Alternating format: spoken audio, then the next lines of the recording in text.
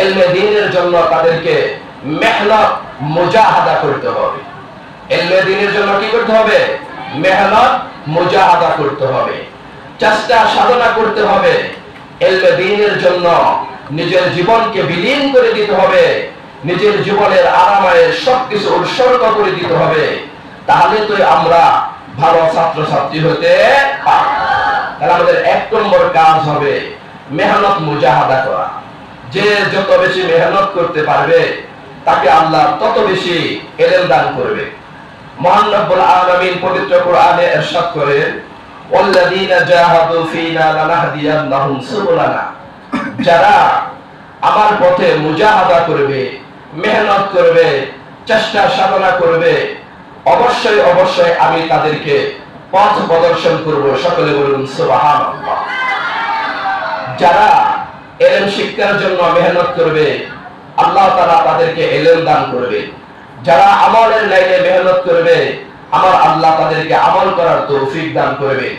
যারা জিহাদের ময়দানে মেহনত করবে, আল্লাহ তাআলা তাদেরকে মুজাহিদ হওয়ার তৌফিক দান করবেন। যারা দুনিয়া অর্জন করার জন্য মেহনত করবে, আশা করা যায় তারা দুনিয়া অর্জন করতে পারবে। যারা আখিরাত পাওয়ার জন্য মেহনত করবে, আমার আল্লাহ তাদের জন্য আখিরাতের পথকে সুগম করে দিবেন। সকলে বলুন সুবহান। কবি বলেছেন, मिटा दो अपनी हस्ती को अगर कुछ बनना चाहिए कि दाना खाक में मिलाकर गुले गुलजार बनते हैं।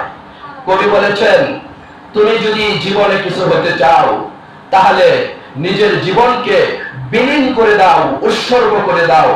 তোমরা কি দেখো না বিভিন্ন ফসলের দানা, সরিষার বীজ, ধানের বীজ, লাউ গাছের বীজ, এই বীজগুলা যখন সে তার নিজের সত্তাকে মাটির মধ্যে দাবিয়ে দেয়, মাটির সাথে মিশিয়ে দেয়, এরপরে সেই বীজ থেকে বিভিন্ন ফল ফসলের গাছ হয় এবং সেই গাছের মধ্যে বিভিন্ন ফল ফসল ধরে।